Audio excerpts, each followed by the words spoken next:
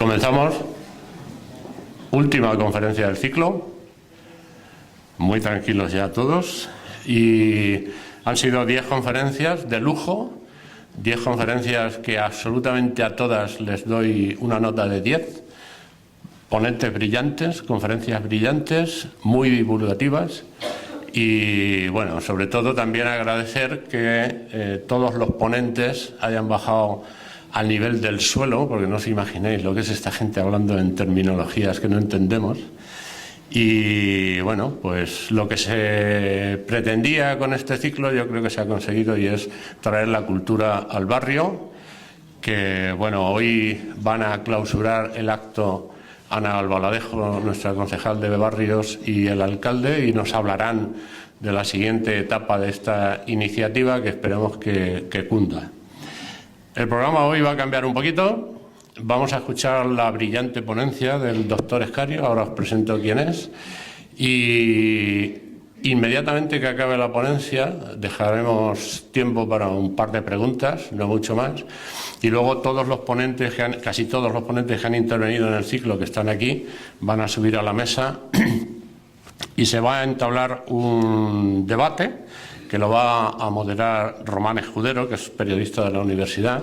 Y en ese debate, bueno, pues se va a hablar sobre la conveniencia de llevar estas cosas a los barrios, de bajar la cultura desde los templos del saber a la calle, a la gente sencilla y llana.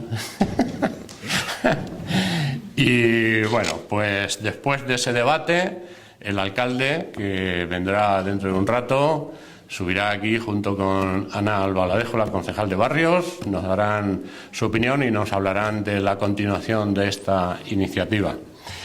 Decía Eduardo Escario, que es nuestro ponente de hoy, en el vídeo que le grabé a todos los ponentes, decía: ¿os habéis planteado alguna vez, si no tuvierais piel, ni pelo, ni cejas, ni uñas? Y en el póster que os envié ayer por correo, por redes sociales y demás, que está ahí, es la copia de ese que hay en el atril, volvió a plantear otra pregunta y decía: ¿cómo diseñaríais el envoltorio perfecto para tu cuerpo? A la primera pregunta yo no he encontrado respuesta, porque llevamos 20 millones de años, o 15 o los que hayan sido, que llevamos viniendo a la Tierra, naciendo con piel, y no se me ha ocurrido cómo sería la vida sin piel. Yo imagino que la vida sin piel es incompatible. Pero bueno, de eso ahora después el ponente nos va a sacar de dudas. Y a la segunda pregunta de cómo diseñarías el envoltorio perfecto de tu cuerpo, yo una pregunta que me he hecho muchas veces es si la evolución con nosotros tuvo tomas falsas. Si nos hizo evolucionar por un lado y de una se dio cuenta de que aquello no era el camino correcto y se tiró por otro. Eso me lo he planteado muchas veces. Y fijaos qué tontería, por ejemplo, la mano. En el momento que la evolución se plantease hacer nuestra mano, si yo hubiera tenido, como decía el doctor Escario en la pregunta, si yo hubiera tenido que diseñar el cuerpo humano, a la mano le hubiera puesto todos los músculos que abren y cierran la mano y mueven los dedos, se los hubiera puesto en la mano. Menudo morcillón de mano me hubiera salido, pero la evolución de una se planteó que posiblemente con el tiempo, con los años, inventaríamos la música. Entonces, con una mano así, con unos dedos como morcillas grandes, no hubiéramos podido tocar el piano o la guitarra. Y luego a lo mejor se planteó también, y esta gente, dentro de 15 o 20 millones de años, van a inventar la informática. Si hubiéramos tenido la mano como yo la pensé, no hubiéramos podido tocar el teclado. ¿Qué hizo la evolución? Que no vamos a entrar en debate de quién la dirige o quién no la dirige. A la mano le quitó todos los músculos que yo había pensado ponerle y nos los traspasó al antebrazo. De tal manera que fijaos los dedos tan maravillosos que nos ha dejado, que podemos operar el corazón de un niño dentro del útero materno gracias a estos dedos tan finos. Yo me hubiera equivocado, pero la evolución no se equivocó con nosotros. Entonces, bueno, os presento quién es Eduardo Escario, no os voy a entretener más.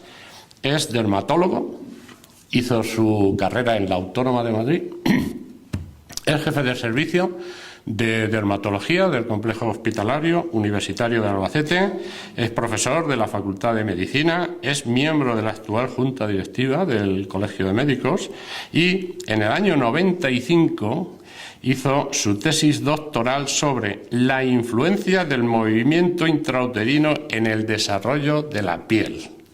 Bueno, os dejo ya con él, no antes sin decir que el año pasado en las plazas MIR, en la elección de plazas MIR, la dermatología fue la estrella.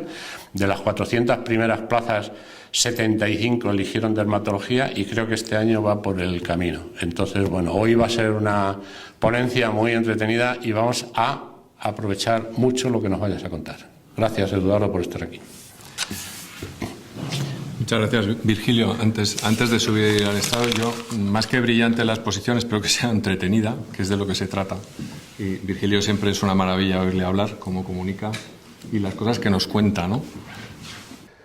Cuando Virgilio me propuso esta intervención, la verdad es que me resultó muy atractiva la posibilidad de hablar para este barrio, ¿no? Que era su barrio y que él ha tomado como su nuevo objetivo de trabajo, porque los que hemos trabajado con él en el hospital sabemos que es un crack, creo que lo ha demostrado a lo largo de la organización de todas estas charlas, y a mí el que contara conmigo pues fue un verdadero honor.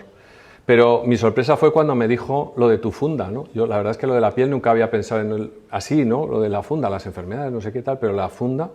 Y lo cierto es que es una especie de traje a medida, ¿no? Para toda la vida. Y un poco en ese sentido es como he enfocado un poco la intervención, ¿no?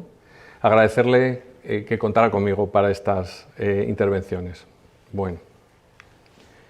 Bueno, cuando hablamos de la piel siempre pensamos en la belleza, en la suavidad, en las relaciones entre personas, pues que la piel sea bonita, que no tenga manchas. Bueno, pues es lo que buscamos realmente en la piel. También nos dedicamos a decorarla, nos parece que podemos ponernos uñas de colores, nos podemos poner tatuajes, nos pintamos. El pelo también nos lo arreglamos, nos ponemos ahí todo tipo de cosas y nos ponemos gomina pues para hacerlo más bello, ¿no? Algunas trenzas. Y también pensamos a veces que nos sirve para diferenciar entre las distintas razas, ¿no? Y bueno, pues vemos los más oscuros, los más claros. Bueno, pues es habitualmente en lo que pensamos cuando hablamos de la piel y no hablamos de enfermedad, porque hoy no vamos a hablar de enfermedad. Cuida tu funda. Vamos un poco en profundidad con esto. El ser humano, pues consta de muchas partes. Una de ellas es el esqueleto, que es lo que nos permite andar, movernos. Y ese esqueleto además protege las vísceras vitales que hemos visto a lo largo de nuestras charlas y en otras, ¿no?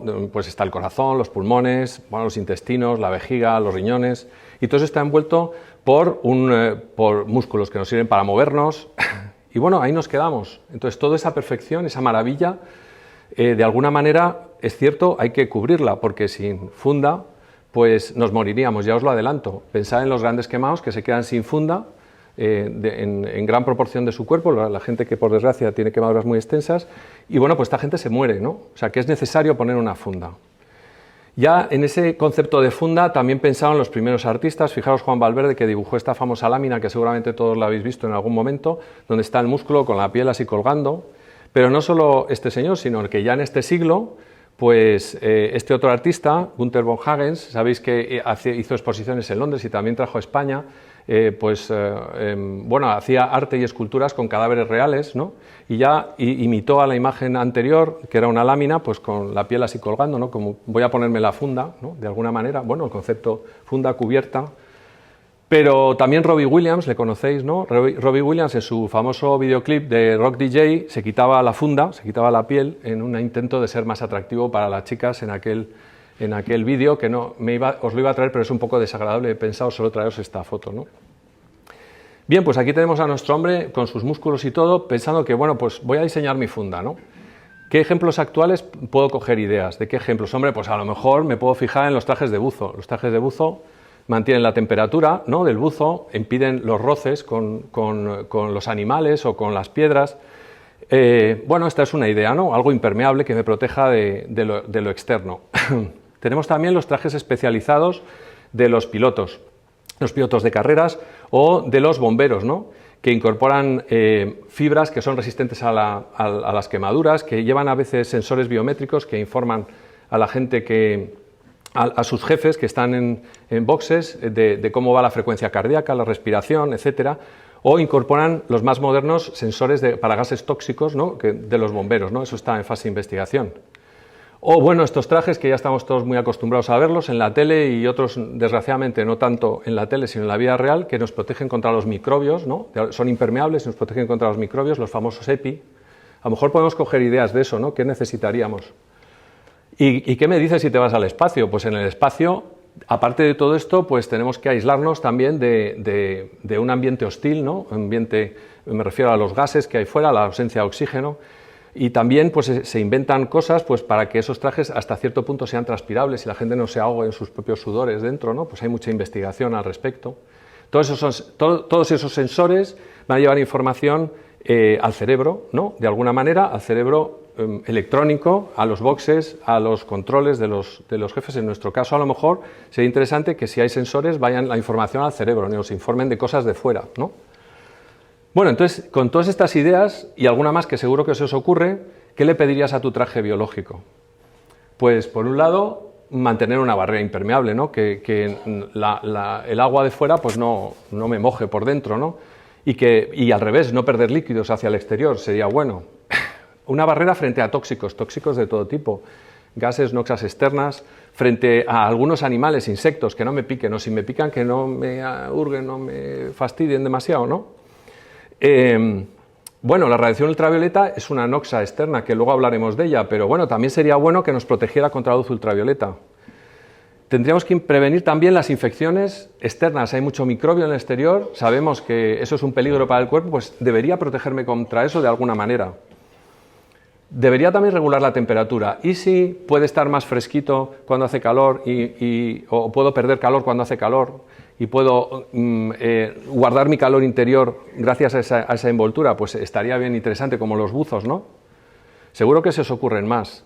Facilitar la conexión con el medio. Hombre, me pongo el traje y ya no me conexiono con el medio, ¿no? Bueno, la vista, el olfato, el gusto y el tacto. El tacto, bueno, pues lo haríamos a través de la piel, ¿no?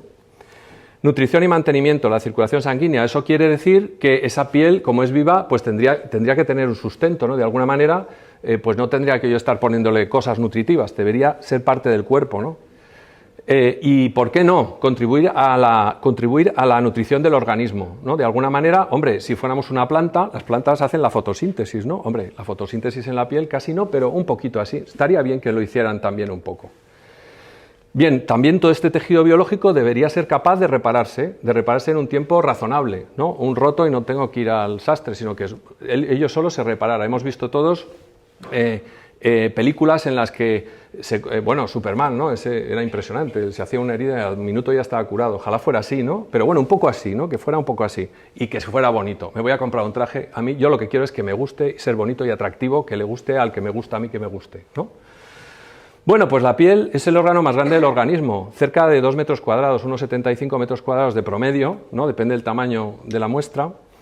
Tiene un montón de estructuras complejas, ahora vamos a verlas un poco y para qué sirven, qué diseños se ha inventado la naturaleza, como decía Virgilio, no sé si por la vía alternativa, la buena, la mala, pero la que hay, ¿no? Y bueno, es bastante pesada, la piel, hasta un 17% del peso corporal es piel. Depende del tamaño de lo que estamos envolviendo, del regalo, ¿no? Unos 5 kilos.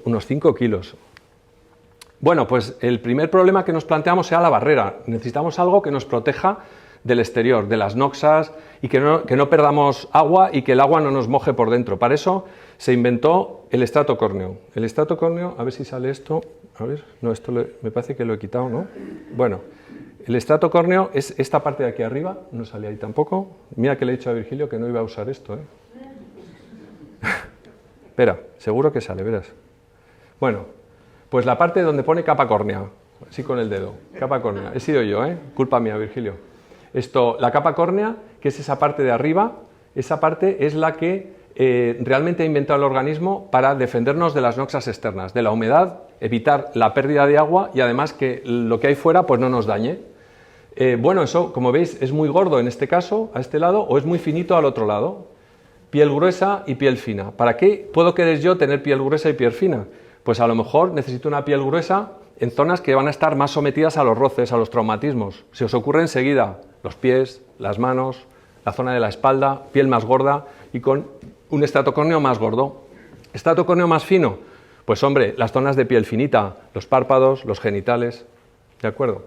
Bueno, pero para hacer ese estatocórneo, la naturaleza se ha inventado un tejido vivo que es la epidermis, que es justo las células con puntitos negros que tenemos debajo. Esas células con puntitos negros debajo es la epidermis.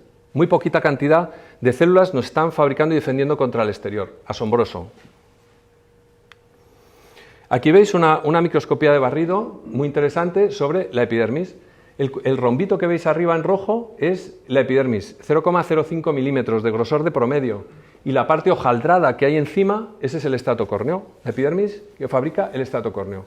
La parte de abajo, un poco gris, con agujeritos, es la dermis. Ahora luego hablaremos de la dermis. Nos da soporte a eso, nutrición, y además ahí están los nervios también. Bueno, interesante. Y la parte así redondita, esas zonas como redonditas debajo de esa zona gris, que veis como blancas, eso es el tejido adiposo. El tejido adiposo, hoy no vamos a hablar nada de eso, pero el tejido adiposo es el que tiene dos factores importantes, muy interesantes para el ser humano. Uno, la forma.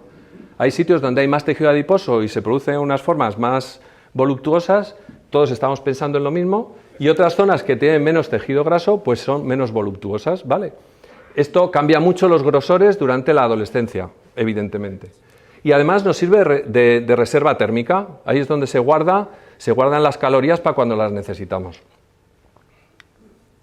Bueno, como os digo, la epidermis, veis el dibujo, el esquema, la epidermis empezaría abajo junto a la rayita verde, que es la membrana basal, y ahí los queratinocitos y las células madre de la epidermis proliferan y van migrando hacia la parte de arriba. Y bueno, pues constituyen la epidermis. A lo largo de su migración van diferenciándose, acumulando fibras y cambiando su conformación interior hasta fabricar unas células planas muy resistentes a los químicos, que es el estrato córneo que os vengo presentando durante todo este rato. Se ve arriba, con esas rayas así un poco discontinuas, esas células que veis que no tienen núcleo, no tienen agujerito, no tienen una pintura redonda en medio, ese es el estrato córneo, sin núcleos. Vale, el estrato córneo no solo se compone de estas células que van diferenciándose de esa manera, sino que además acumulan unos lípidos, unas ceramidas que producen ahí una cosa que se llama el factor humectante natural, con esas grasitas que tenemos que defender porque forman parte de la defensa de la piel frente a las noxas externas. Y en ese estrato córneo también tenemos microbios, luego los veremos. Fijaros, un queratinocito de abajo, de al lado de la línea verde, tarda 15 días en estar arriba y luego tarda otros 15 días en descamarse. Cambiamos la epidermis en un mes. En un mes tenemos una epidermis nueva. Eso esa proliferación tan rápida hace que si tienes una pequeña herida, en 7 días la tengas prácticamente curada. No como Superman, vaya, pero bueno, pues puede valer. Fijaros otra microscopía de barrida desde arriba del estrato córneo. Parecen como tejas, ¿no? Esas células especializadas que han tardado 15 días en hacerse, pues forman esa especie como de tejas que se van solapando. Y esa es la que nos sirve de barrera para todo eso que vemos ahí que hemos estado hablando. Incluso para la luz ultravioleta un poco. Necesitamos otro invento para la luz ultravioleta. ¿Dónde pondríais este estrato córneo más gordo? Como hemos dicho, en las zonas de presión, en las plantas de los pies, las palmas de las manos, un poco en la espalda. Y en algunos sitios me vendría bien que ese estrato córneo, esa epidermis, fuera un poco especial, porque necesito coger elementos, necesito coger el martillo, necesito coger herramientas. Y entonces inventaron los dermatoglifos. Esas como circunvalaciones que veis ahí, hace que eso, que nos sirve para identificar a la gente, también es cierto que nos sirve para que las cosas se nos escurran menos de las manos. Y en los pies, en el caso de los simios. Bueno, pues también tenemos un poco más de glándulas sudoríparas ahí que mantienen esa piel un pelín húmeda, pero no mucho, en condiciones normales, para que no se nos escapen las cosas. Si estuviera muy seca nuestra piel, se nos escurriría con más facilidad las herramientas. Otra barrera. ¿Qué os sugiere esto? Hombre, un intestino, bacterias, eso nos lo sabemos todos. La microbiota intestinal es muy importante para el mantenimiento sano del intestino.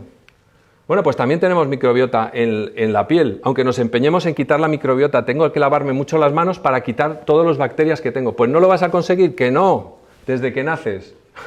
Desde que naces empiezas a tener microbios en la piel que además van a vivir en tu piel y te van a ayudar a sobrevivir. Esos microbios además los vas a compartir con la gente con la que estás. Eso hay estudios hechos de forma que dentro de una variación razonable, los seres humanos más o menos tenemos los mismos tipos en la piel, pero se parecen más a los de tu familia, ¿no? Porque los vas compartiendo y tal. Bueno, pues esta es la microbiota cutánea, también muy importante, y se está estudiando muchísimo la influencia de la alteración de la microbiota cutánea en algunas enfermedades, la psoriasis, el acné, la hidradenitis supurativa. Bueno, se está estudiando, todavía no hay grandes soluciones, pero se está estudiando. La dermatitis atópica, seguro que os suenan todos esos procesos. Sabemos que hay bacterias residentes que viven en la piel sí o sí, y hay otras transitorias que depende, pues a veces están, a veces no están. Las residentes son las que nos interesan, que son las que nos mantienen pues esa homeostasis en la piel y nos defienden contra otras bacterias que no nos interesa que estén ahí.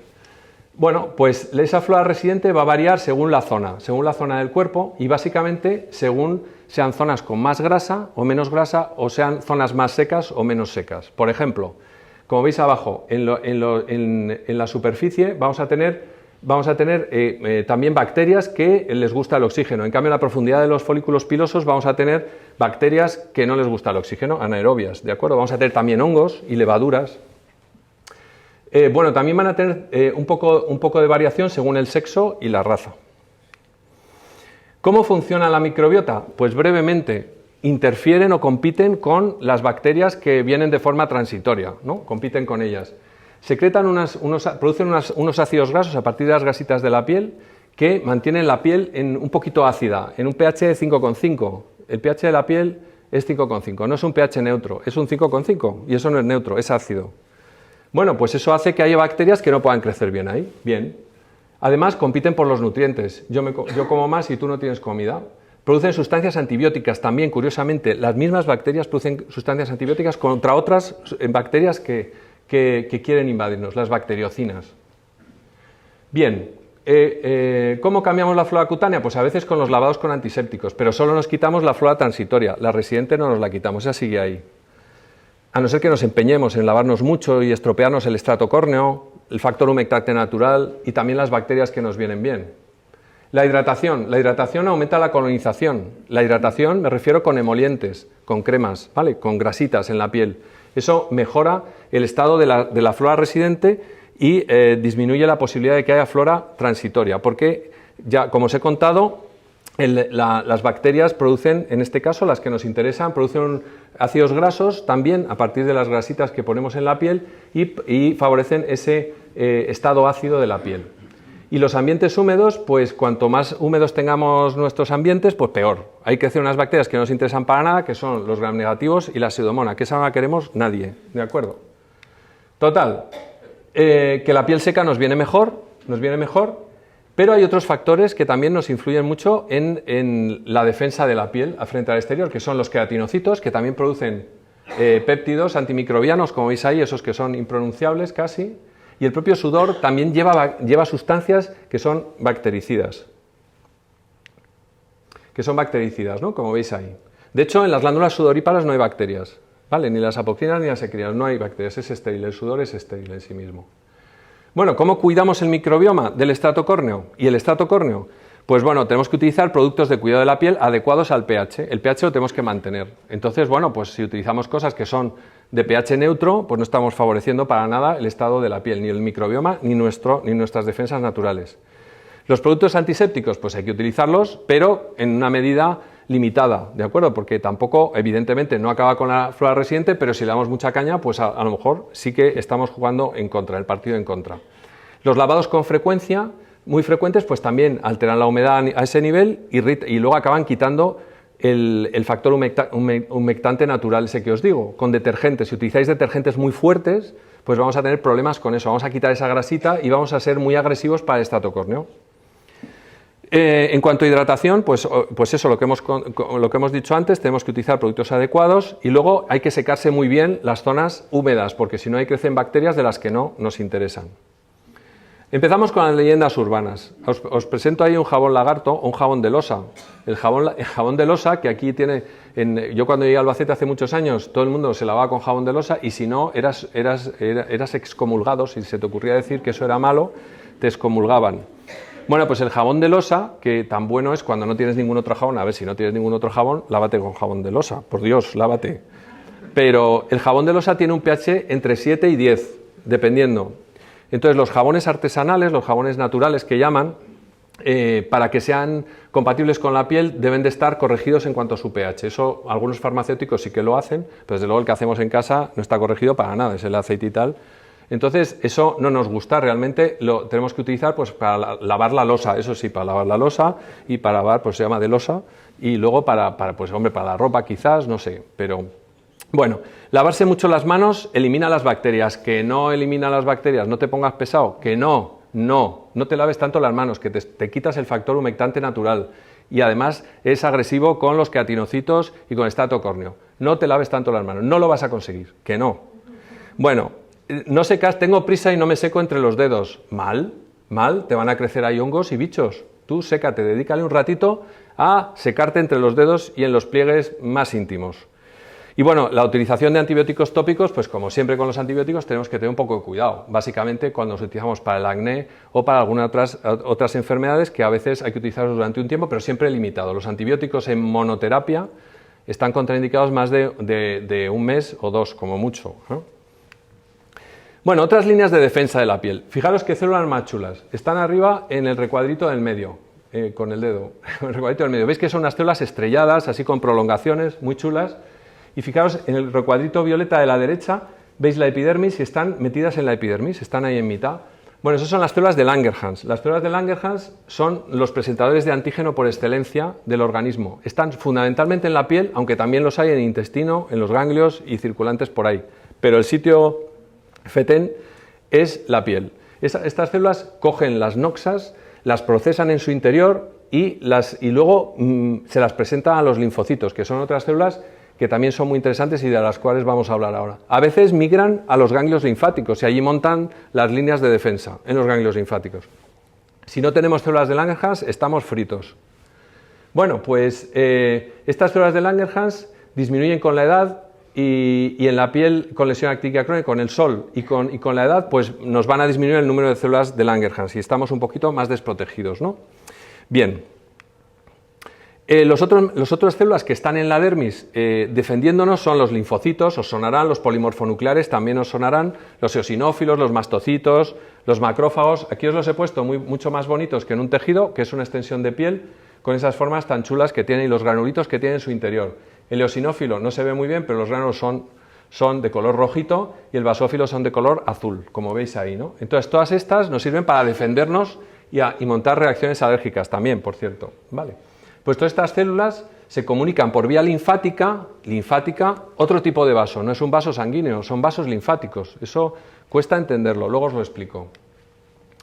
Bien, ¿cómo nos defendemos de las noxas? Bueno, pues esto tenemos, ahí veis el estatocórneo arriba, con ese polvillo que es el daño producido por un virus, por una bacteria, por algo, por un golpe. Entonces las células epidérmicas empiezan a soltar sustancias, se asustan, se ven agredidas y empiezan a soltar sustancias que viajan hacia la dermis y hacia las células de Langerhans y a esas azulitas que son células dendríticas de la dermis. Y esas se activan y empiezan a migrar hacia los ganglios linfáticos a través de unos vasos, los vasos amarillitos de la izquierda, que son los vasos linfáticos. Se meten en el vaso linfático y migran por la linfa a los ganglios, esos que se te infartan cuando tienes algún problema de catarro. Luego en los ganglios eso se activan, se proliferan las células de defensa y vienen a través de la sangre, el capilar de la derecha, y migran hacia el foco donde está la noxa. Ahí acaban con la noxa, idealmente acaban con el virus, con la bacteria, con lo que sea, y permiten que los queratinocitos ya libres de bichos pues proliferen y vuelvan a reparar esa barrera o esa capa de células que es la que nos va a producir luego el estatocórneo. Bueno, vamos con otra noxa, la luz solar. ¿La luz solar es buena o es mala? ¿Es buena o es mala? Pues hombre, a mí me gusta, a mí no me gusta, a mí me quema, a mí no me quema, y la vitamina D y no sé qué.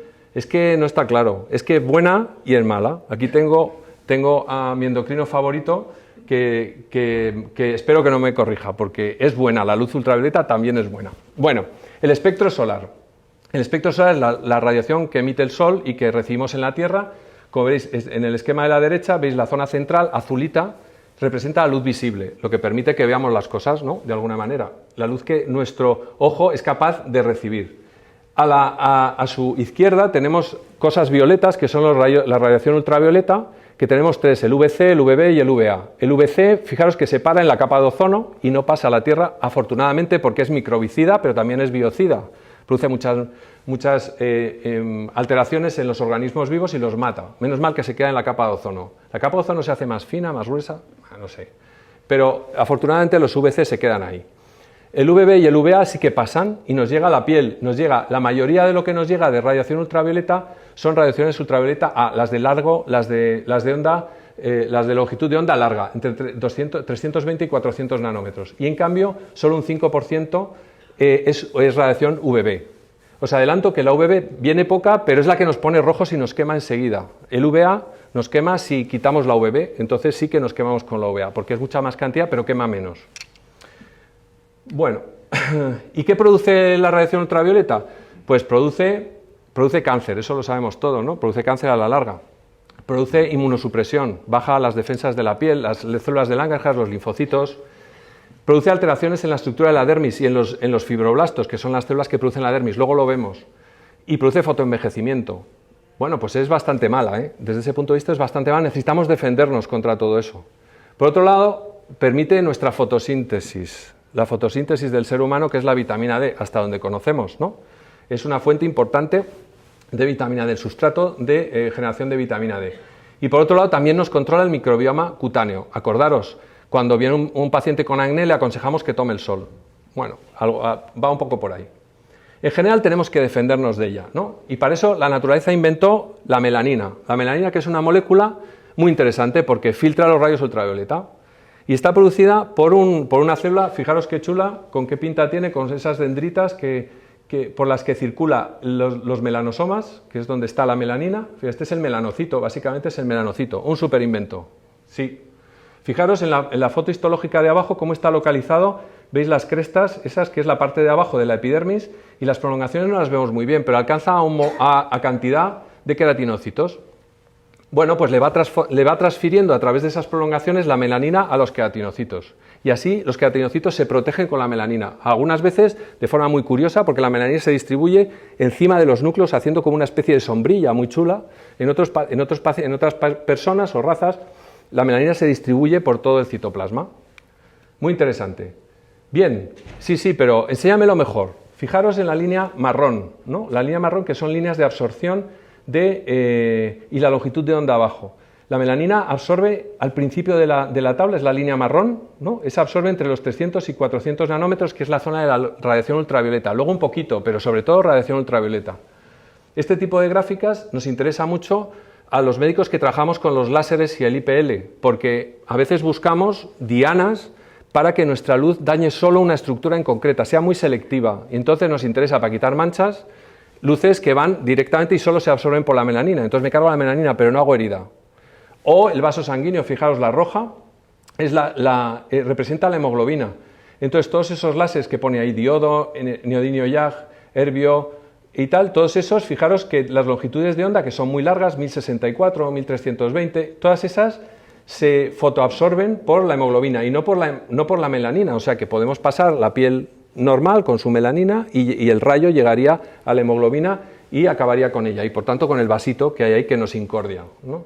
Bueno, lo que nos importa es que la melanina absorbe fundamentalmente hasta los 400 nanómetros. Bueno, ¿qué diferencia entre las razas? Vamos al grano.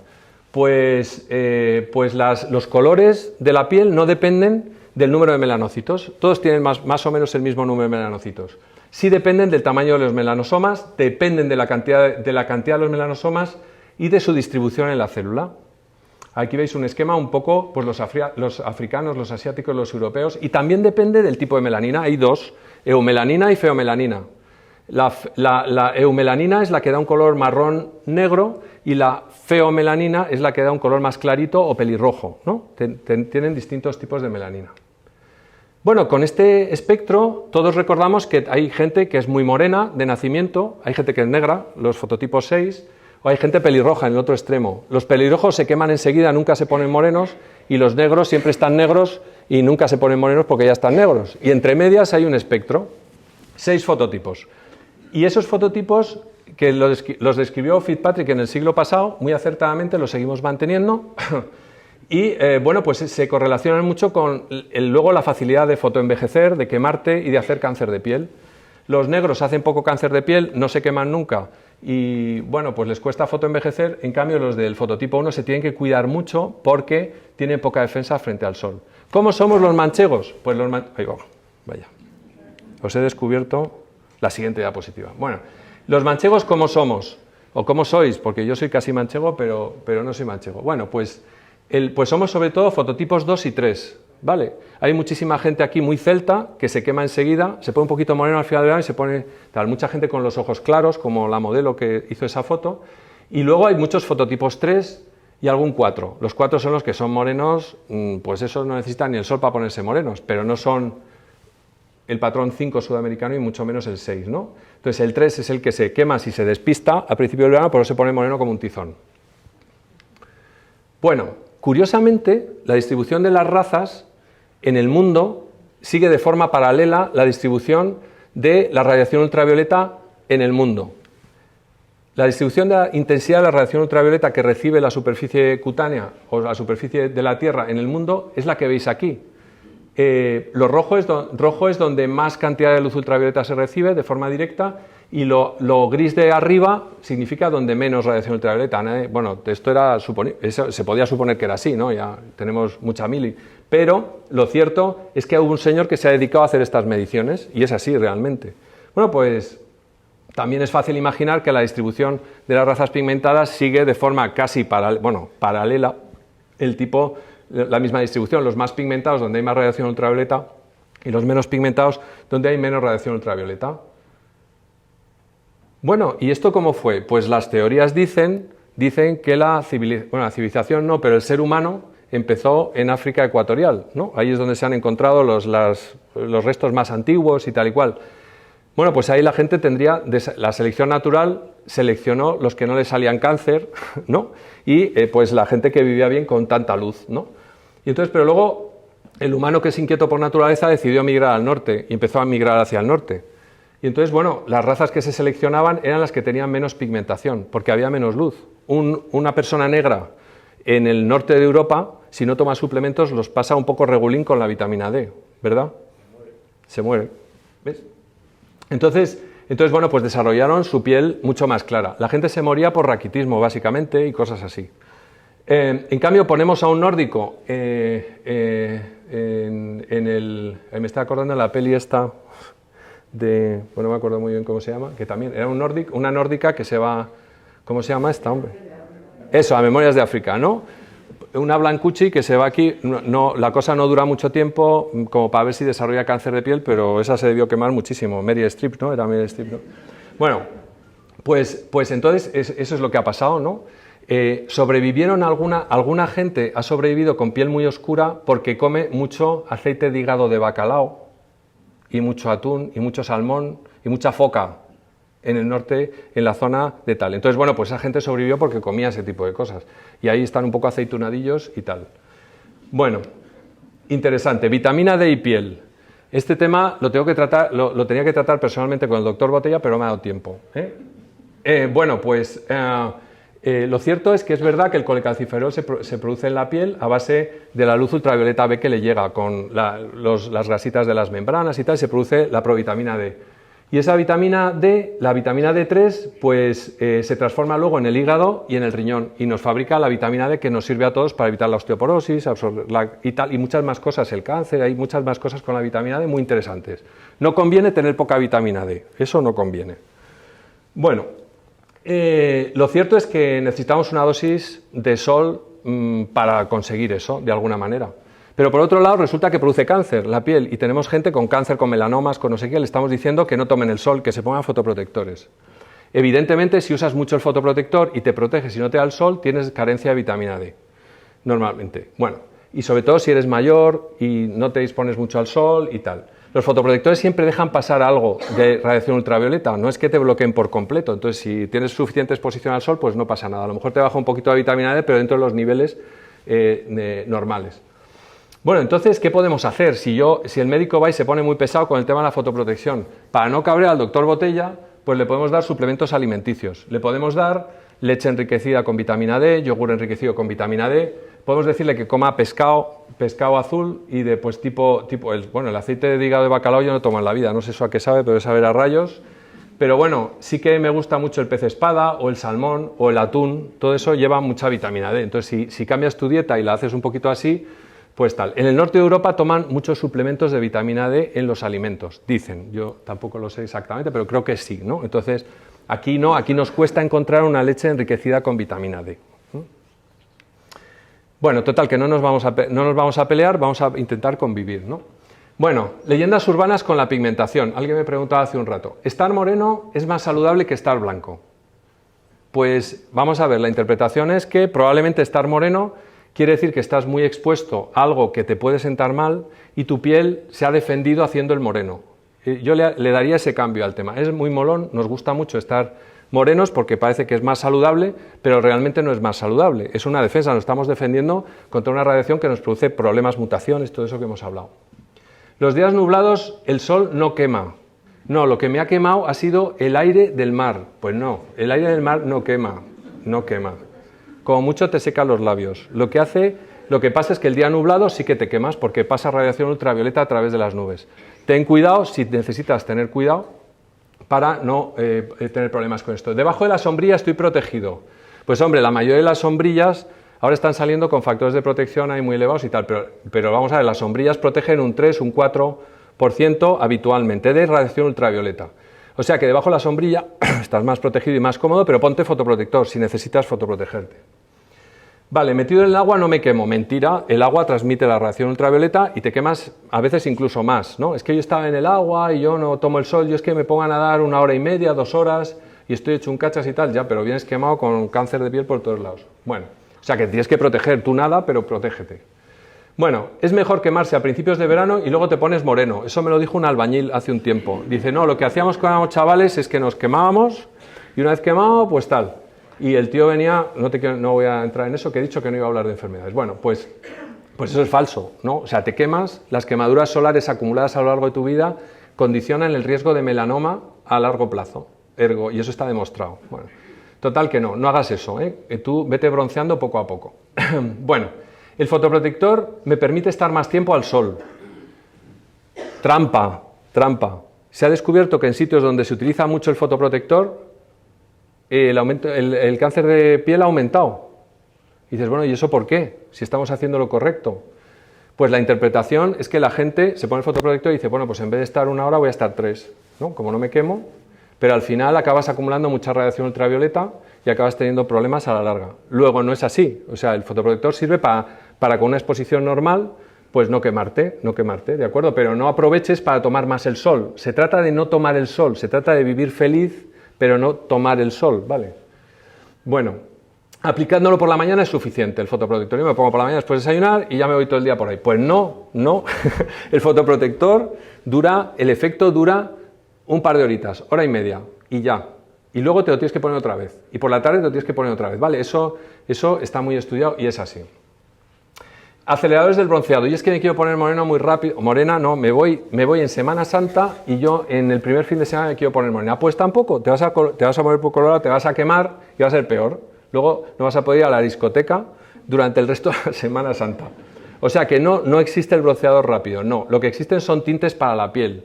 Los bronceadores sin sol realmente son sustancias que reaccionan con el estrato córneo que os he presentado antes y da un color así un poco marroncillo y tal, pero no es bronceado realmente. Y los betacarotenos, que a veces utilizamos los dermatólogos también para otras cosas. El betacaroteno sí que es verdad que te da un color un poco así como anaranjado, ¿no? Pero es que el betacaroteno no te broncea, se acumula en tu piel y tiene cierto factor de protección que usamos los dermatólogos cuando hay problemas de fotosensibilidad, ¿no? Pero no es un bronceador rápido, ¿eh? Bueno, el color, este me interesa muchísimo, el color blanco es más fresquito y protege más que el negro. Error. No sé si alguna vez os habrá pasado quemaros con una camiseta blanca. Eso le pasa a la mayoría de la gente, incluso a veces pasan cosas como las que os voy a enseñar a continuación. Los colores oscuros son más calurosos, pero por otro lado filtran mejor los rayos ultravioleta. O sea que si tienes problemas con el sol, ponte cosas oscuras, marrón, azul oscuro, negro. Y luego, pues para estar fresquito, otras cosas, ¿no? Pero entonces no te pongas mucho al sol. Las gorras y los sombreros. Pues yo soy de la liga de los sombreros, ¿vale? A mí me gustan los sombreros. Fijaros cómo me protege el sombrero este cuando estuve en Lanzarote, que te produce una sombra pistonuda y, bueno, pues te protege las orejas, la cara, el cuello. En cambio, con la gorra, pues solo te protege para dónde va, depende para dónde vaya. Y desde luego la zona de las orejas no se protege para nada. Bueno, esto es la última locura de los americanos, el arte de la quemadura, el sunburn art. Bueno, entonces este de aquí arriba, el de arriba, el de tal, ese se puso una camiseta que tenía ¿cómo se llama? El Batman. El Batman lo tenía blanco y el resto blanco y lo de alrededor negro. Entonces, lo negro no se quema y en cambio se quema lo que está blanco. De hecho, a mí me pasó con uno de mis sobrinitos, con un bañador de esos que están a rayas blancos y azul oscuro. Al final del verano tenía el culete, tenía el culete a rayas, moreno, blanco. Y tuve la picardía de ver a ver cuál era lo blanco y cuál no. Claro, las líneas blancas no morenas correspondían a las rayas azul oscura del bañador. Y en cambio, las rayas blancas estaban morenas. ¿De acuerdo? O sea que con esto espero haberoslo demostrado. Y estos están un poco pirados. Bueno, la dermis, lo que está debajo de la epidermis. La dermis está muy de moda. A la dermis le ponemos muchas cosas, como luego veremos. Y bueno, os quería presentar las fibras que hay para que sepáis un poco de qué va eso. La foto verde de la izquierda, eso... ¿Qué ha pasado? Esto. La foto verde de la izquierda, es que le he dado aquí al HDMI. Venga, ánimo, ahí está. Bueno, la foto verde de la izquierda, esas fibras gordas que veis, ese es el colágeno. El famoso colágeno es eso, esas fibras. En las fibras rojitas que veis aquí ampliadas y un poco menos ampliadas ahí es una tinción para fibras elásticas, las famosas fibras elásticas, las que evitan las arrugas, la flacidez, las fibras elásticas, ¿vale? Bueno, estas células las producen los fibroblastos, que es la célula que es la campeona de producir este tipo de sustancias. Ahí os he puesto una foto muy bonita del fibroblasto, de un cultivo, así en colorines y tal. Normalmente se ven peor en las preparaciones, pero me ha gustado esta para traerosla. Estos se dedican a fabricar fibras elásticas, fibras colágenas y la sustancia fundamental, donde está también el ácido hialurónico y esas cosas que os sonarán. Bueno, en la dermis circulan los nervios y circulan también los vasos sanguíneos. Los vasos sanguíneos, a ver si funciona esto. Sí, los vasos sanguíneos están localizados en la parte profunda de la dermis, en la grasita, ¿veis? Ahí están los vasos más gruesos y luego emiten ramitas hacia arriba, haciendo un plexo superficial, ¿vale? Debajo de la epidermis. Bueno, aquí vemos en esta foto, de que ya es una recreación, obviamente, tenéis el vaso sanguíneo a la derecha y abajo hay otro vaso blanco, que es el vaso linfático, que es por donde van las células de defensa de la piel hacia los ganglios linfáticos y por ahí va la linfa, ¿vale? ¿Cómo funciona eso? Pues fijaros, nos vamos a meter dentro de un vaso linfático y ¿y dónde acaba esto? Pues acaba en los ganglios linfáticos, en el sistema linfático general, ¿no? Y ahí, pues en los ganglios linfáticos es donde están las defensas del organismo, donde se organizan los ejércitos, ¿vale? Por eso cuando estás acatarrado se te hincha un ganglio, o cuando tienes una infección en un brazo se te hincha un ganglio en la axila, o si tienes un cáncer, desgraciadamente, pues también por esas vías migran hacia los ganglios, ¿no? Y los médicos buscamos mucho los ganglios en general. Bueno, ¿qué pasa con la dermis? Bueno, no me voy a enrollar mucho más. En la parte de envejecimiento que viene al final, lo último para que así os despertéis, pues vamos a hablar un poco, pero nada, de las cosas que ponemos en la dermis. Bueno, el sol nos influye un montón en que el fibroblasto funcione bien, que la dermis tenga la anchura suficiente para defendernos de las noxas exteriores y bueno, que tenga elásticas y tenga fibras colágenas. Muy importante que el fibroblasto esté contento, ¿vale? Y el sol también ataca al fibroblasto. Bueno, algunos medicamentos también hacen que el fibroblasto funcione menos, los corticoides, ¿no? Los corticoides. Bueno, ¿qué ponemos ahí abajo? Pues muchas veces ponemos implantes. ¿Qué cosas ponemos? Ponemos los tatuajes. Arriba tenéis una imagen de cómo se hace un tatuaje. Con las agujas se implantan tintas que se quedan en la dermis, como veis esos puntitos negros que veis ahí en la preparación histológica y que permanecen ahí durante mucho tiempo y nos hacen los tatuajes permanentes. Los tatuajes son así, depósitos en la dermis. Y luego el tema de los rellenos. Oye, pues ¿quién no ha oído hablar? Iba a decir que no se ha puesto un relleno, pues la verdad es que mucha gente no se ha puesto un relleno, pero ¿quién no ha oído hablar de los rellenos, del ácido hialurónico, del colágeno, todo esto? ¿Dónde se pone eso? Pues se pone en la dermis y se pone también en la hipodermis. Se ponen esos rellenos para aumentar volúmenes, ¿no? Que es básicamente para lo que sirven, ¿no? Bueno, Cambiamos de tema. ¿Cómo nos comunicamos con el medio exterior? Pues nos comunicamos a base de nervios, nervios que van, nervios que vienen, que traen información del cerebro o que llevan información hacia el cerebro. Esos nervios y esos sensores que tiene la piel son sensores de temperatura y de presión. ¿Cómo son los sensores? Pues algunos son así, pues son como cables desflecados, terminaciones libres se llaman. Otros tienen terminaciones engrosadas, como veis viene el nervio y ahí pues engrosado con otras células y tal. O como este otro que acaba en esos como pieles de cebolla, ¿no? A ese nivel. Luego hay otros que acaban directamente en la epidermis, en una célula muy especial que se llama célula de Merkel. La célula de Merkel en sí misma es un sensor de presión fina.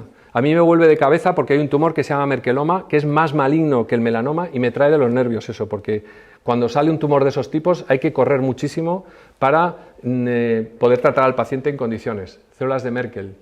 Bueno, y también alrededor de los folículos pilosos, ahí como acabados.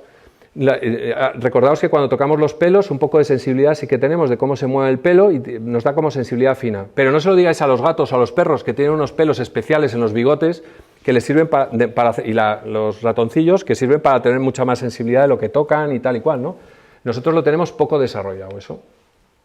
Bueno, ¿y dónde se encuentran? Pues fijaros, arriba, en la parte de arriba tenemos las terminaciones nerviosas y los sensores más finos, los que nos permiten una sensibilidad discriminativa más fina y diferenciar el tacto y la temperatura de forma más fina. Y en la parte profunda, esas como cebollas, amarillas y esas zonas fusocelulares que parecen caramelos, estarían los sensores que nos informan de sensaciones, digamos, más vastas de tensión o de presión profunda. Bueno, todos estos sensores acaban en nervios y los nervios se van al cerebro. Se van al cerebro a través de la médula espinal, como veis ahí. Y en el cerebro acaban en la corteza cerebral. Os pongo la foto aquí, a las áreas 1, 2 y 3 de Brodmann, donde está representado toda la superficie cutánea, de alguna manera. O sea que un neurólogo es capaz de, pinchando en un sitio, hacer que tú sientas que te están tocando en otro lado, ¿de acuerdo? Pero en un sitio concreto. Entonces ahí se han descubierto una especie de representación que se llama homúnculo sensorial, que tiene más representación en el cerebro, por ejemplo, las zonas que tienen más terminaciones nerviosas, que necesitamos un tacto más fino, por ejemplo, la mano, por ejemplo, la cara, la lengua, los genitales, pues están más grandes ahí. En cambio, fijaros el pie, por ejemplo, o el tórax, que tiene una representación como más pequeña, es un homúnculo muy raro.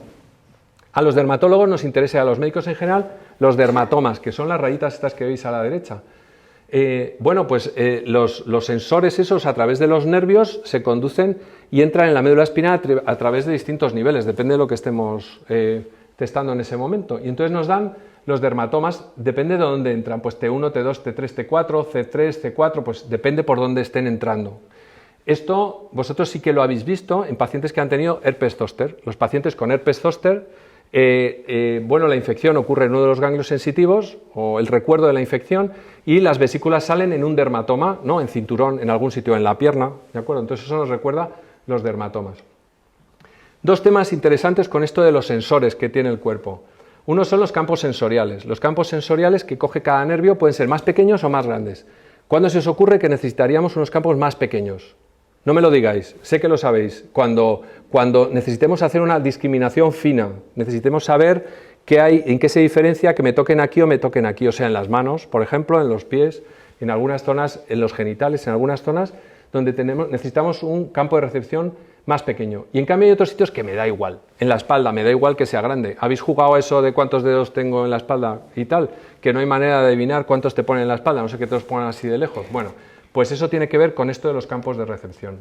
Y luego está el dolor referido. A todos nos ha pasado que te duele un riñón, que tienes un cálculo. Bueno, yo no he tenido dolores de cálculos, pero sí he tenido pacientes que tenían un cálculo renal y entonces les dolía básicamente la piel, en la zona esa amarilla. Pone kidney, ¿vale? Pues ahí. O te duele el corazón porque tienes un infarto o lo que sea y te duele esta parte de arriba a la izquierda del pecho. O te duele el hígado y te duele la zona esta de aquí abajo, debajo de las costillas. Dolor referido. ¿Por qué pasa esto? Pues pasa porque nuestros nervios cutáneos van por nervios que comparten camino, digamos, con los nervios de las vísceras. Y entonces, aunque te duela otra parte, realmente se te refiere a una zona del cuerpo de superficie, ¿no? A eso a los médicos nos viene súper bien, porque en cuanto nos decís que os duele por aquí o por allá, nosotros ya vamos a buscar un órgano, una víscera concreta u otra. Bueno, ¿se nos comunica esto con el resto del organismo? Pues sí, a base de hormonas y de terminaciones nerviosas. Nos llevan información a la piel. Si tenemos, por ejemplo, muchas catecolaminas, una hormona de las glándulas suprarrenales, por lo que sea, pues se nos pone el pelo de punta, sudamos más de la cuenta, estamos comunicados. Si tenemos mucha hormona del crecimiento, pues entonces la piel empieza a crecer, nos crecen las narices, nos crece la mandíbula, nos crecen un montón de cosas y la piel está respondiendo a las órdenes internas. Si tenemos, por ejemplo, mucha CTH, que es otra hormona del hipotálamo, pues la piel se nos pigmenta, ¿de acuerdo? O sea que sí que hay respuesta a cosas que pasan en el organismo y que podemos ver a través de la piel. Muy interesante. Bueno, cambiamos de tema y nos vamos a la termorregulación. Dijimos que nos interesaba que nuestro vestimento fuera un poco reactivo a si tengo calor o tengo frío. A ver, el calor tiene dos mecanismos de disiparse. Uno a través de la evaporación de un líquido que tenemos en la piel. Si te mojas, hace calor, te mojas y sales a la toalla, tienes fresquito porque esa agua que llevas se evapora, ¿no? Y eso libera energía. Bueno, el sistema natural para hacer eso es el sudor ecrino. El sudor que se produce en esas glándulas azules que veis ahí a la izquierda y que desembocan libres ahí en la piel. Bueno, hay un mogollón de glándulas en la piel. Hay hasta 4 o 5 millones de glándulas en toda la superficie corporal. No están distribuidas de forma homogénea, como veis ahí, pues de 700 glándulas en las palmas y en las plantas a 64 glándulas, me refiero por centímetro cuadrado, a 64 glándulas por centímetro cuadrado en la espalda. Bueno, la mayoría de estas glándulas responden a estímulos térmicos. Si hace calor, nuestro cerebro se entera de que hace calor a través de una zona del hipotálamo y bueno, eso hace que los nervios hagan que estas glándulas suden y eliminen ese ultrafiltrado. Es un filtrado del plasma que bueno, pues tiene menos sodio que el propio plasma porque se reabsorbe ese sodio en el canalículo. Entonces el líquido que sale es, ya os digo, un ultrafiltrado del plasma que tiene amonio, bicarbonato, lactatos, urea y cloro y potasio. O sea, tiene todo eso. Algunos medicamentos se eliminan también por aquí. Y lo de las toxinas, pues si queréis lo dejamos para otro bulo, ¿no? Eso de eliminar toxinas sudando. Bueno, ¿cómo funciona esto? Pues fijaros, funciona de la manera que veis arriba. Se ha estimado que 10 centímetros de agua evaporada pueden bajar, en teoría, un centímetro la temperatura de un adulto de 70 kilos. Bueno, para tener una idea, vale como idea. Una hora de sudoración con ejercicio moderado elimina 1 litro de sudor. Eso es una burrada, ¿no? A efectos de deshidratación. Bueno, ¿qué pasa cuando nos entrenamos? Cuando nos entrenamos, el cuerpo aprende a tolerar el calor de otra manera y no pierde tanto líquido. Imaginaros que un atleta sudara igual que yo, que soy un inútil. Pues entonces el atleta estaría perdido, porque cada vez que hace un esfuerzo se deshidrataría. Con el entrenamiento el sudor se entrena también. Y el aclimatamiento también. Si os vais al trópico que hace un calor de narices, al cabo de un mes o dos vuestro cuerpo suda menos, ¿vale? Pero al principio sudas un montón. Afortunadamente nos podemos aclimatar. Todo el sudor que hacemos no se evapora, desgraciadamente. Mucho gotea, cuando sudas mucho gotea y ese no sirve para nada, sirve para mojar pero nada más. Cuando te empapa la camiseta, pues tampoco sirve para mucho porque no está en contacto. Si está muy en contacto con tu piel sí, pero si no, no te sirve para liberar calor, tampoco. Y es muy interesante saber que cuando estás en Murcia corriendo, parece que sudas más y tienes más calor que cuando estás corriendo en Albacete, ¿no? Eso os lo habrán contado los que corréis, lo sabéis, porque hay más humedad y cuando hay humedad, obviamente el sudor no se evapora lo mismo, se evapora mucho menos y entonces el sudor te gotea, tienes mucho más calor porque no estás evaporando ese sudor que estás produciendo. Bueno, o sea que lo ideal es el vientecillo, el sudar y el vientecillo, eso es lo ideal, ¿vale? Bueno, bulos, leyendas urbanas, sudo para perder peso, eso es una tontería, o sea, pierdes agua, ¿vale? Pero el agua, te bebes 2 vasos de agua, o 3 o 1 litro y ya estás igual otra vez. Me lo pongo la faja en la tripa porque así me quito el Michelin, pero ¿de qué vas? O sea, eso no tiene defensa ninguna, como podéis ver. Es más, perder mucho líquido es peligroso, no solo es mentira, sino que encima es peligroso. Fijaros las cosas que pasan según vas perdiendo peso corporal con el de líquido, ¿no? Entonces, los deportistas, yo juego al golf, y bueno, pues a cabo de 4 horas en el campo de golf a 40 o 38 grados, pues empiezo como a no pensar bien, ¿no? Entonces los movimientos los hago mucho más burdos y encima no pienso bien, la estrategia la lío parda. Pero eso le pasa lo mismo a Nadal. Entonces los deportistas saben que el cerebro no actúa igual en estado de deshidratación que no. Entonces hay que hidratarse poco a poco. Dicen que lo perfecto es no tener sed, no llegar a tener sed. Antes de tener sed, ir bebiendo y reponiendo. Reponiendo con bebidas isotónicas mejor que con agua pura por el tema de los electrolitos, ¿de acuerdo? ¿Os he convencido?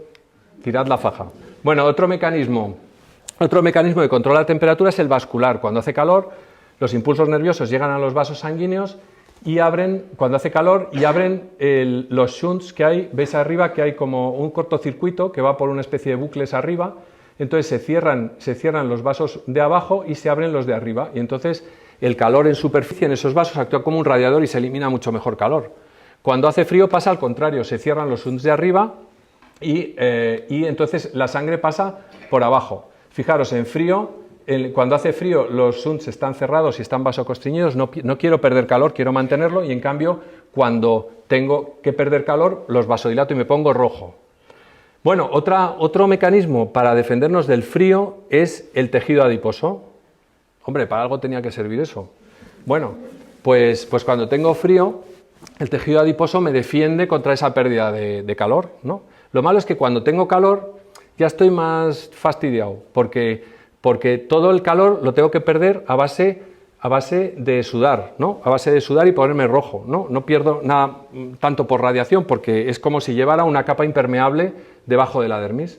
Entonces, la gente obesa lo pasa mucho peor cuando hace calor que cuando hace frío, y eso es experiencia de todo el mundo, supongo. No me resisto a traeros esta foto que me encanta. Yo trabajo un poco con termografía y trabajo con el sudor en el hospital también. Entonces, bueno, os enseño, la termografía, sabéis que indica la temperatura en superficie, ¿no?, que hay. Bueno, los colores más rojos quieren decir que hay más temperatura y los azules, pues que hay menos temperatura.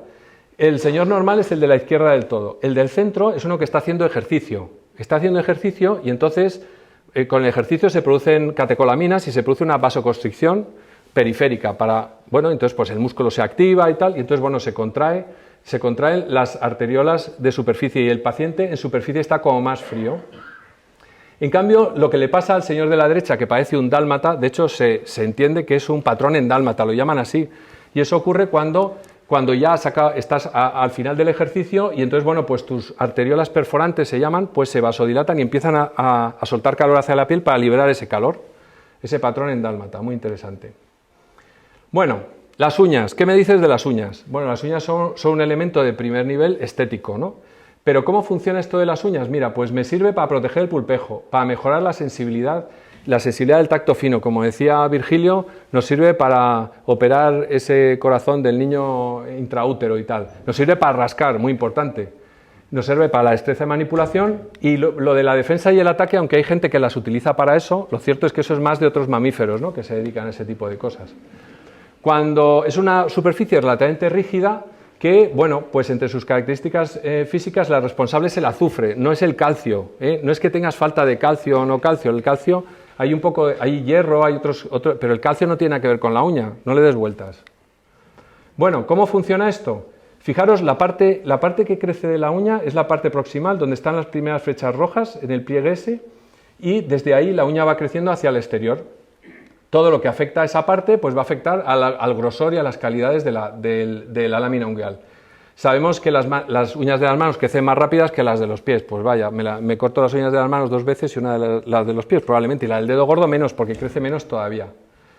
¿Cómo tenemos que cuidarlo? Pues recortes periódicos, tenemos que limpiarlas con un cepillo suave, mantenerlas secas, las manos, usar guantes para no estropearnos las manos y las uñas.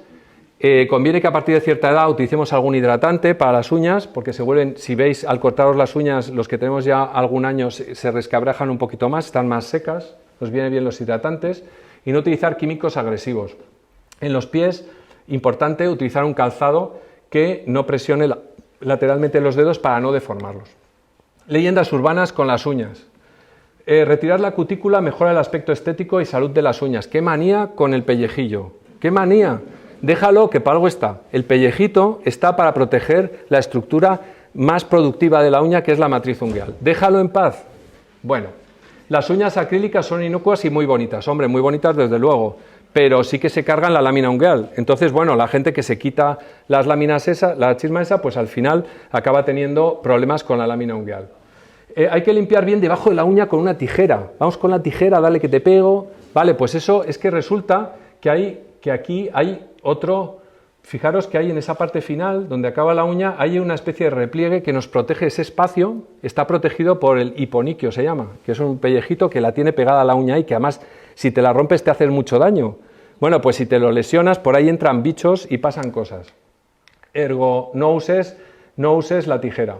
Las rayas blancas se producen por falta de calcio, que no, el calcio no tiene nada que ver con esto. Las uñas abiertas en capas son hongos. No todo lo que le pasa a las uñas son hongos. Qué manía con el hongo. Algunas cosas sí y otras no. ¿De acuerdo? Las uñas abiertas en capas, que eso le pasa a mucha gente, tiene que ver con el daño químico y la agresión por líquidos y por disolventes que utilizamos sin guantes, ¿vale? Bueno, el pelo. ¿Qué vamos a decir del pelo? Pelo es un elemento de atracción sexual y el no pelo también, que los calvos también son muy atractivos. Bueno, entonces, eso de la dispersión de olores y relacionados, yo creo que eso casi que no, mejor no tener mucho olor disperso por ahí, pero bueno, en los mamíferos sí que es así, no nos engañemos. En los mamíferos sirve como aislante térmico, nosotros pues ahora nos lo quitamos porque es más bonito, ¿no? O sea, aislante térmico poco. Disminuye su papel como detector de presión y sensibilidad, como ya hemos hablado de los bigotes de los conejos o de los gatos, que tienen una sensibilidad especial a ese nivel. Pero tiene un factor fotoprotector. Mira, los calvos sí que estamos un poco desprotegidos porque el sol no cuenta con ese factor de protección. Tenemos que cuidar nuestro cuero cabelludo. Operamos muchísimo cáncer en cuero cabelludo, pero mucho, y tenemos que tener cuidado y protegernos. Bueno, pues el papel, ese también habéis notado, la gente que tenéis pelo, que cuando empieza a bajar un poquito, te quemas en verano, te quemas la raya. Bueno, pues eso quiere decir que tu pelo ha bajado un poquito de densidad y que necesitas un sombrerete. Papel protector para picaduras de insectos. Bueno, la gente muy peluda, el insecto no llega, ¿no? Entonces, interesante. Y es un bonito filtro para la entrada por los orificios de insectos o de polvo, ahora veremos. Hay entre 2 y 5 millones de folículos al nacer, incluyendo el vello, y hay unos 100.000 en la cabeza. ¿Cuándo nacemos? Bueno, los orificios protegidos por sus pelos. Son un poco inestéticos, pero no los quites todos, quita lo que se ve, ¿vale? Porque eso sirve para que no te entre una mosca por ahí. Las pestañas, súper bonitas, pero también sirven para cerrar un poquito los ojos y que no te entren bichos tampoco por ahí, ¿vale? Bueno, tipos de pelo, pues el recto, el rizado y el superrizado, el afro, ¿no? Fijaros que depende un poco de la forma de la fibra del pelo. Si es redondita es un pelo liso, si es un poco ahuevada con una zona así como arriñonada es el pelo rizado y el pelo ovalado es el pelo afro. ¿Qué vemos los médicos con la tricoscopia? Pues que es una lupa con la que miramos habitualmente el cuero cabelludo, pues vemos la densidad de folículos, vemos el número de folículos por unidad folicular. Unidad folicular, los que habéis oído hablar de los trasplantes, pues agrupa a veces 2, 3 pelos, a veces 4, a veces solo tiene 1, ¿no? La distribución de número de pelos por unidad folicular depende de dónde estemos hablando. En la parte de atrás de la cabeza se agrupan de 3 en 3 o de 4 en 4 y en cambio en la zona frontal se agrupan de 1 en 1, más que nada. Y también valoramos el grosor de la fibra del pelo. Esa fibra del pelo es la que nos interesa desde el punto de vista estético y es la que se puede cuidar como si fuera la lana, como si fuera una lana, ¿no? Bueno, pues tiene una cutícula que es el 1, veis cutícula ahí, que son son células así imbricadas que hacen una especie de tejadillos, como veis, luego está la corteza y luego la médula. Todo eso no tiene vida, cuando sale del orificio folicular, eso es una fibra como la lana de tu jersey. ¿Cómo funciona esto? Pues funciona a través de esto se fabrica a través de la papila del folículo piloso que está ahí en profundidad, veis ahí en la gráfica de la izquierda. Esa papila está produciendo con sus células esa fibra que cuando emerge al exterior es una fibra nada más. Esa papila no funciona de forma igual durante toda la vida, funciona en fases, como ya sabéis. La fase anagena, que es más o menos larga y es la de generación de fibra, luego entra en reposo, esa papila se para durante un tiempo y la fibra se cae, es el telógeno, la fase de telógeno. Hay más fases entre medias, pero esas son las dos más importantes. El anagel, por ejemplo, del cuero cabelludo dura hasta 7 años, o sea, entre 2 y 7 años, depende de la persona, el pelo puede estar creciendo, te lo cortes o no, ¿vale? Porque tú cortas la fibra, pero la papila lleva su vida ahí abajo. En cambio, en el vello corporal solo dura unos días, ¿vale? Por eso es más cortito. Aquí veis los pelos en cortes histológicos. Fijaros, la foto está de la derecha con las células y veis el tallo que sale ahí ya solo sin células, ¿no? Que es la fibra que se está produciendo. ¿Cuánto crece el pelo? Pues fijaros, hasta 5 milímetros al día. Realmente crece una media de 1 centímetro al mes, que es vuestra experiencia probablemente también. La barba más o menos lo mismo y el vello crece mucho menos, mucho menos. Aquí os traigo los premios Guinness, los récords Guinness en longitudes de pelo. Hasta hay un señor de la India que tiene registrada el pelo de la oreja más largo, ¿no? Entonces 18 centímetros de pelo de la oreja. Tela. Este señor de abajo es un asiático, un chino, que consiguió una melena de 5,62 metros. Y luego la barba y ese afro, este no lo miden en longitud, lo miden en altura, ¿no? Entonces son 55 centímetros de alto, ¿no? Estos tienen los récords Guinness. Bueno, ¿qué pasa con el pelo? Vamos a lo interesante. Pues la parte viva está abajo, la parte muerta es la que tú ves. ¿Cómo me puedo cargar yo la parte muerta, lo que yo veo? Pues me lo puedo cargar pues cepillándome mucho, por fricción. La gente que se cepilla mucho acaba produciendo problemas. Problemas como los que vemos arriba, fijaros, el pelo sano es la foto que pone pelo sano, obviamente, con la cutícula perfecta. Al lado está la cutícula dañada ya por mucha fricción, ¿no? Están levantadas las escamas y tal, ya se te enreda el pelo, parece que se me enreda.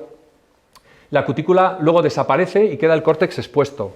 Y luego ya se rompe el pelo y aparecen las puntas abiertas y toda esta historia.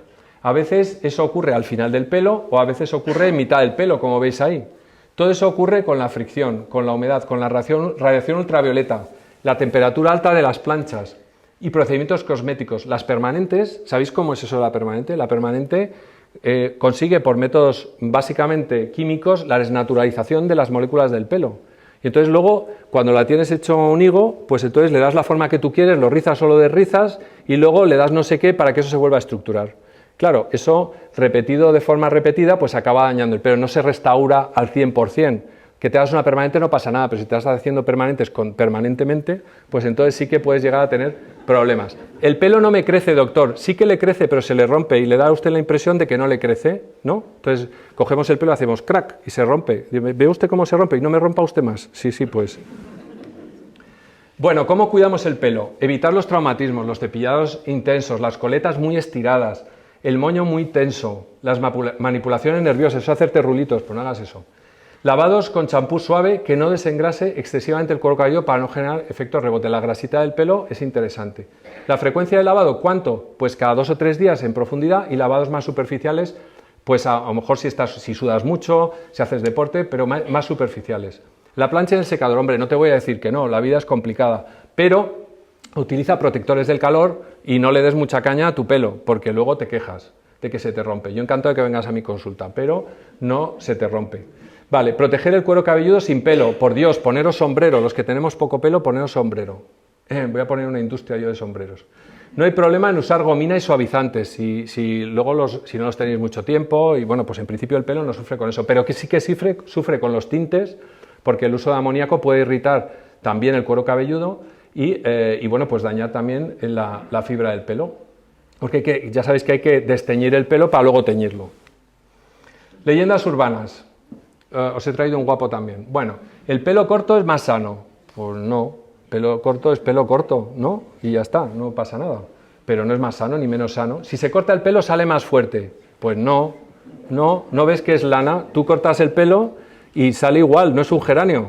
¿De acuerdo? Ya habéis comprendido que la parte viva está abajo y le da igual lo que le hagas a la parte de arriba. Cuanto más se lava el pelo, más se cae.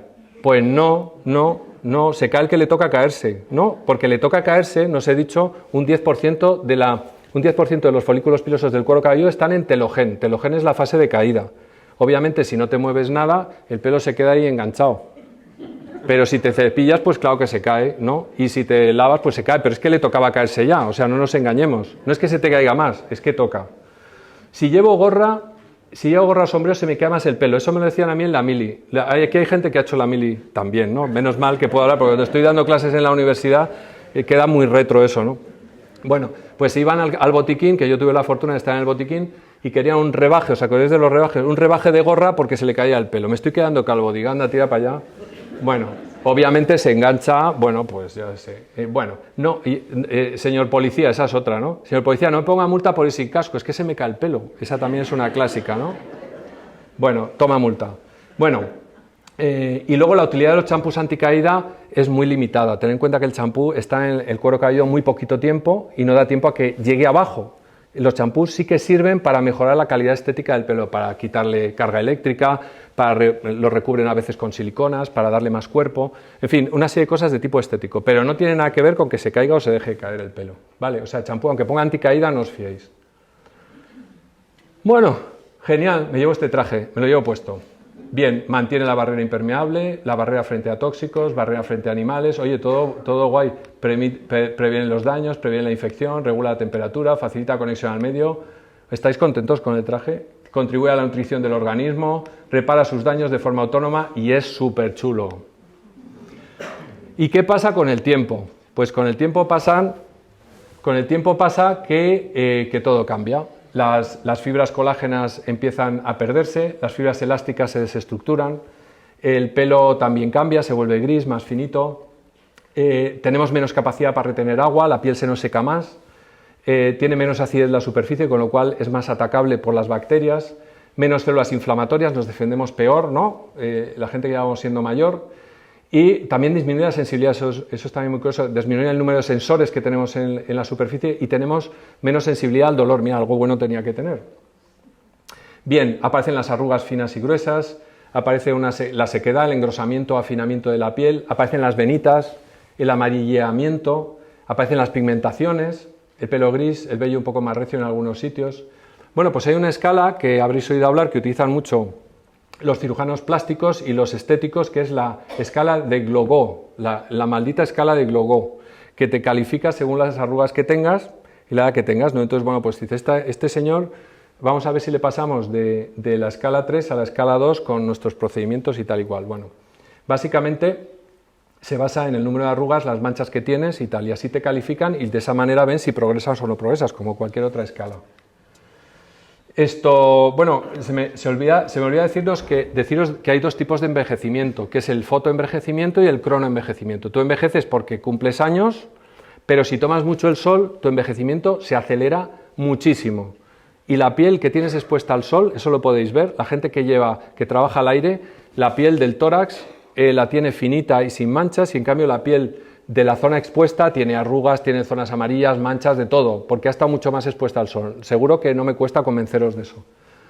Bueno, pues esto es lo que pasa si hay muchísima exposición solar. El aumento de las arrugas ya no es que hay arrugas, es que tenemos eso se llama el cutis romboidalis, ¿no? Que parecen rombos, ¿no? En la zona de la nuca, en la zona del cuello, como veis, placas amarillentas, se llama elastosis solar eso.